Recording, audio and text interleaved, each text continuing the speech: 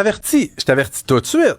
C'est tordu comme histoire. C'est la Sûreté du Québec demande l'aide du public. Dans le fond, on recherche des victimes de cet homme-là. Il s'appelle Yannick Grenon-Brouillette. Il est arrêté vendredi. Lui, c'est un mécanophile, Benoît.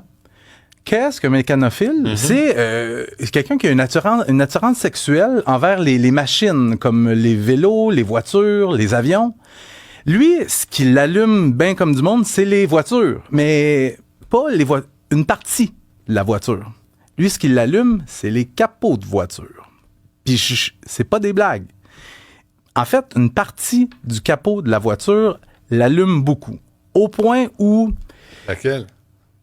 Là, c'est une partie qu'on ajoute au capot. Je peux pas le dire parce que c'est un élément d'enquête central dans le dossier et ça va être utilisé à la cour. On m'a demandé de pas le mentionner. Au pire, je te le dirai hors d'onde. Okay. Mais t'as une grande langue, fait que... C'est pas vrai. C'est pas vrai. C'est pas vrai ce que tu dis. Je m'excuse. Excuse-toi. Je viens de le faire. Parfait. Depuis le mois de février, notre sympathique Yannick Grenon-Brouillette, ce qu'il fait, lui, c'est que il va se masturber devant des voitures. Il y a des femmes à l'intérieur et il va éjaculer sur le capot. Et c'est vraiment... Moi, on m'a expliqué que ce qui l'attire principalement, le critère numéro 1, c'est la voiture et non la femme. Mais là, avec l'arrivée des marketplaces et tout ça, lui, il est fou comme la marde. Il va sur Marketplace, il scroll, il trouve la partie du capot qui l'allume. Fait qu'il peut prendre des rendez-vous avec les gens qui vendent leur voiture. Fait qu'il va rencontrer, par exemple, toi, tu décides de vendre ta voiture, mais il va souvent cibler là, des femmes parce que c'est moins imposant, mettons, physiquement, puis ils peuvent peut-être moins se défendre. Donc, il prend rendez-vous avec elle et dans un des cas en particulier, la femme laissait Yannick Grenon-Brouillette conduire, puis il s'éloignait de la maison, ben elle aimait pas bien ça, puis Yannick Grenon-Brouillette, il a dit, ben prends-le le volant. Une fois qu'il est arrivé sur le siège du passager, ah oui donc! Tu sais, puis il a pas fait mal à ces femmes-là.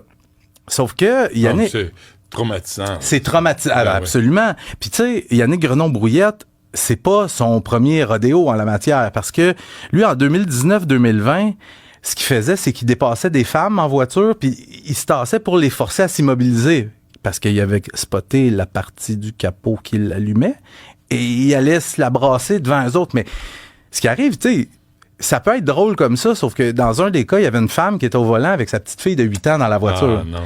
Mais là, ce qu'on me dit aussi, c'est que dernièrement, il aurait modifié un petit peu son modus operandi. Ça serait la partie gauche du capot qui l'allume particulièrement, et même à une occasion, c'est le dessous de la voiture qui l'allume. Fait qu'il est allé faire ce qu'il avait à faire sous la voiture et il y avait la femme qui conduisait. Elle dit, tasse-toi, m'a roulé dessus. Tu sais, à un moment donné, ça va arriver. Ben oui. Sauf que c'est un gars qui a plusieurs antécédents en matière d'actions indécentes. En 2023, il avait été condamné pour des actions indécentes en public.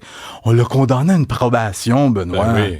Puis je te parlais, les femmes, là, en 2019-2020, il avait fait au moins 4 victimes là, quand il est forcé à se ranger sur le bord de la route. Il était condamné à 30 jours de prison discontinue.